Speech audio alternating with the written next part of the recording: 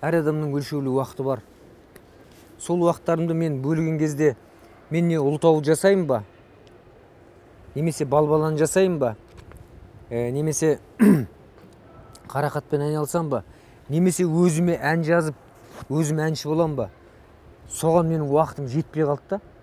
Кейде қолым тиген кезде бір алып қашып бір әндер жазып қоям, ән жазғым келеді, ән айтқым келеді, бірақ одан да басты мүдделер бар. Ол балбаланы дамыту керек, ол Ұлытауды дамыту керек. Алла қаласа осы күзде бізді Англияға, Лондон қаласына шақырылып отырмыз. Королеваның сарайында концерт бермекшіміз Лондонда. Сосын Венгрияда бірнеше турне жасамақшымыз бұйыртса.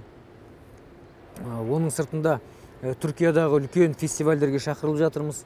Тағы бір шетелдердің фестивальдеріне шақырып жатырмыз. Оның бәрімен айналысу керек қой. Мен өзім ән айтып кететін болсам, бұның бәрі тоқтап қалады да. Сондықтан мен өзімнің өнерімді кішкене шегеріп қойдым. Кішкене басып қойдым. Орыстарда бір сөз бар. На свою песню на горло наступил дейді. Сол сияқты мен өзімнің әнімнің тамағынан басып қойдым. Өйткені өлшеулі уақыт өкінішке қарай бәріне жетпейді. Ал бірақ әнші ретінде, әнді жақсы көретін адам ретінде, ол Қарақат екеуміздің өнеріміз, Қарақат екеуміздің дуэтіміз.